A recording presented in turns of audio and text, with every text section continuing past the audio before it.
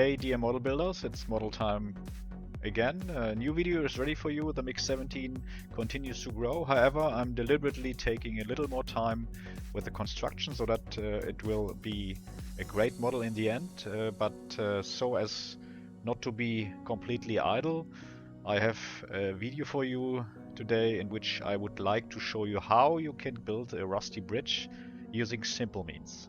Many people use the sponge method to achieve chipping effects. This is a common technique for many models, but it also has its limitations.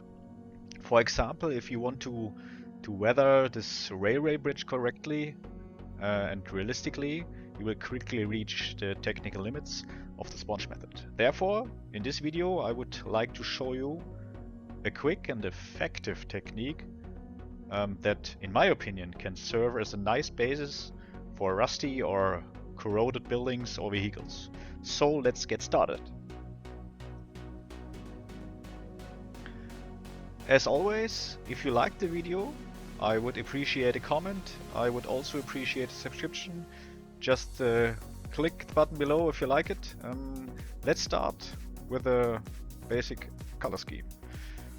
After coating the model with black primer, apply a thin coat of Tamiya XF57 buff, spraying the entire bridge, as this will also form the basis for the railway sleepers.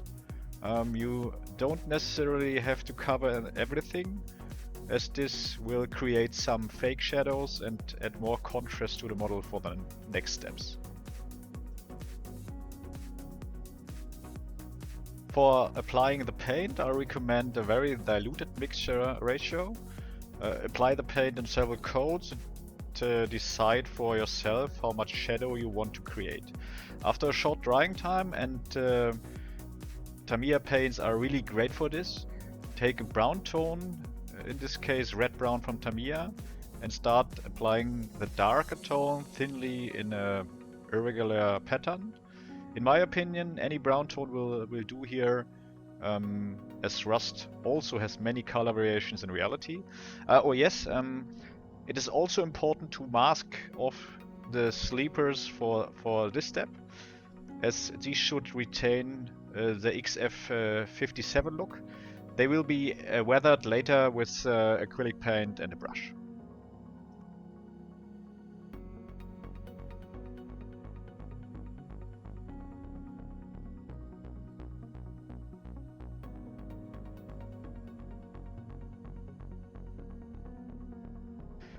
And now it gets a little weird. I never thought it would work, but while cleaning an old paint off a model part, I noticed something. When I didn't get a part the way I wanted it, I had to dissolve the old paint with isopropanol, called IPA, and remove it from the part. In doing so, I noticed that when it dried, it created some really nice effects that looked very naturally weathered. So I thought to myself, if the base color XF57 buff and the brown paint on top of it mix when dissolved with IPA, it should create great effects. And it did. However, this method also has its disadvantages. If you use too much IPA, the paint will be completely removed and you will be left with the bare plastic. You should also increase the pressure of your airbrush to 50 psi. Yes, you heard right, 50 psi, so that the effect is much more noticeable in the areas you have sprayed with the IPA.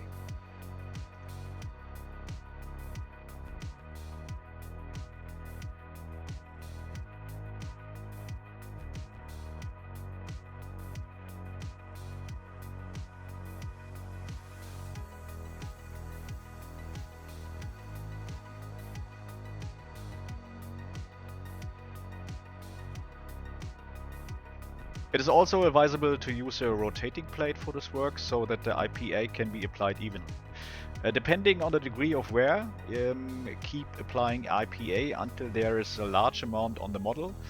Then wait a short while until the IPA has evaporated, and you will see the effect. To create even more variation, I applied another thin coat of XF57 buff and then applied IPA again.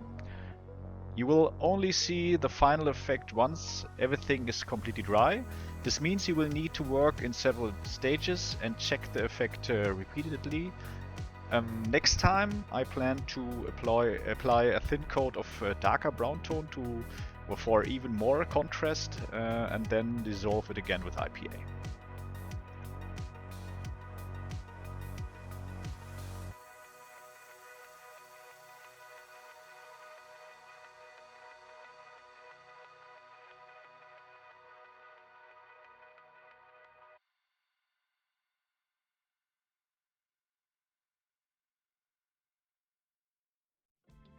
For the next step, it is important not to use IPA thinner again, so as not to destroy the effect. Therefore, we switch to acrylic paint for the further weathering steps and begin with the so-called global wash of very diluted acrylic paint consisting of the colors black, gray and brown.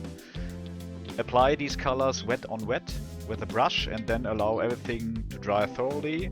Check regularly to see if the effect is sufficient and apply a little more paint if necessary. Here too, you should make the lower areas of the bridge darker than the upper areas to further enhance the contrast. Before applying the colors, you should moisten the model with a little water using a small spray bottle to apply a fine mist of water to the model.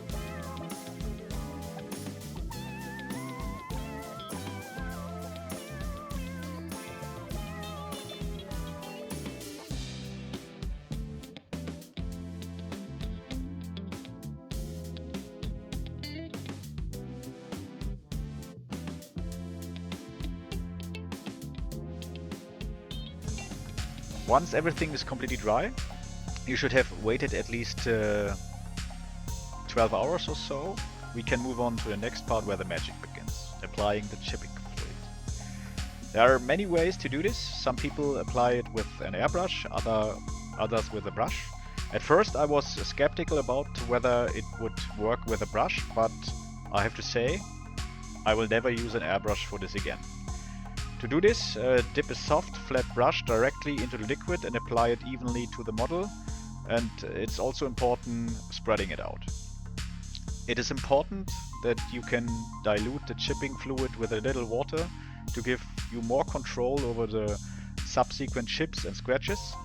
Allow it to dry thoroughly until no liquid is visible, and only then continue with the application of the chipping paint.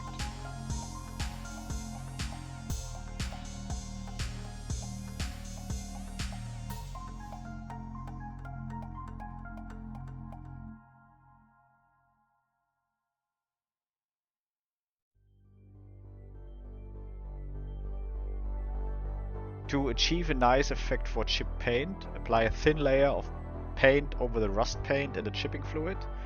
I have found that Tamiya paints achieve the best results and produce the most realistic effects. The thicker you apply the paint, the more effort is required to remove it again. Therefore, consider how much weathering you want to achieve. If you want to create heavy wear and tear and only achieve slight paint residue, you don't need to apply a pack coat. Allow the paint to dry briefly and then reactivate the chipping fluid with warm water. Depending on how fast and intense you want the chipping to be, you can work with a soft or slightly harder bristle brush. If you want to take it slowly, start with a soft brush. The more water and friction, the stronger the chipping effect. Of course, this also depends on the amount of chipping fluid you use and how much you have diluted it with water beforehand. You will have to experiment a little and find your own way.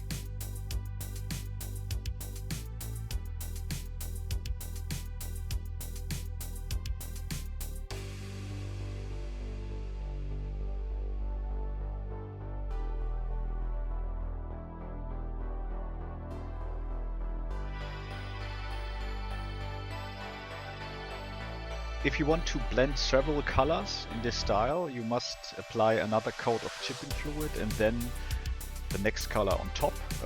Then reactivate it again with warm water and use the brush carefully and deliberately. For scratches, which are less common on bridges. You can use a toothpick or a sewing needle, or even an old airbrush needle if available.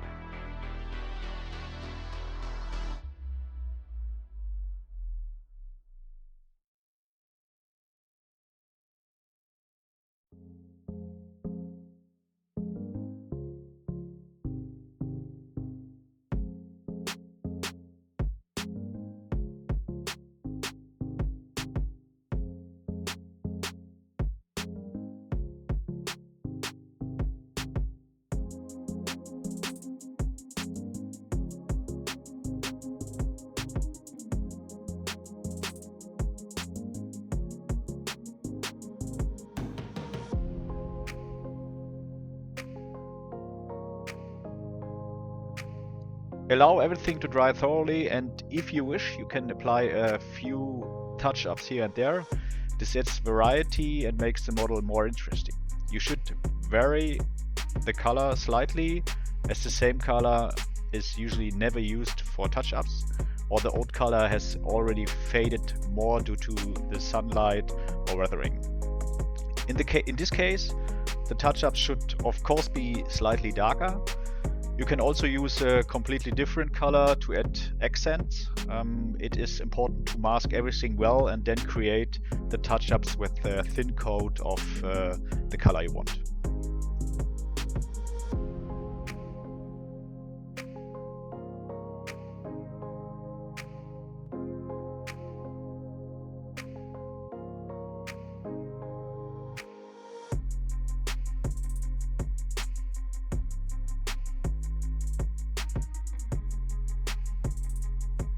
After the first global wash with acrylic paints, we can now use oil paints or acrylic paints to add selective accents.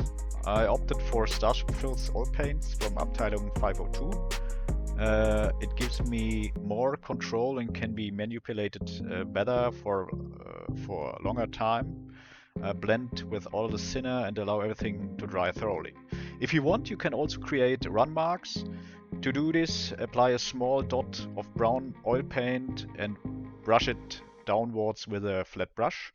However, you should bear in mind that it is advisable to let the first coat of oil paint dry for 1 to 2 days to avoid mixing if you want to blend something with odorless thinner.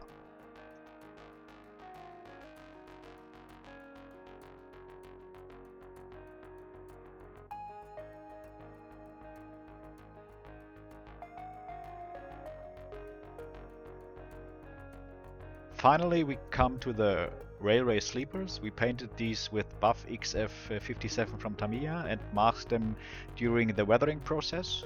To create a beautiful wood texture, we use dark brown, grey or dark sand tones. These are placed on a wet palette and applied with the wet and wet method, heavily diluted. This may look a bit messy when it's wet, but once it is dry, it reveals its full splendor. Depending on the degree of weathering, you can repeat these steps. Once everything is dry, apply a dark wash with black and your bridge is finished.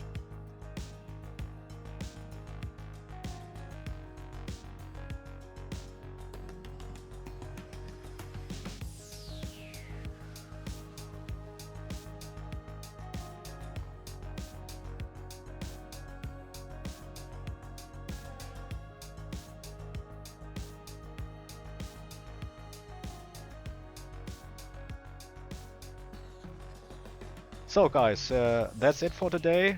The next video will be about the MiG 17 again. Until then, have fun and happy modeling.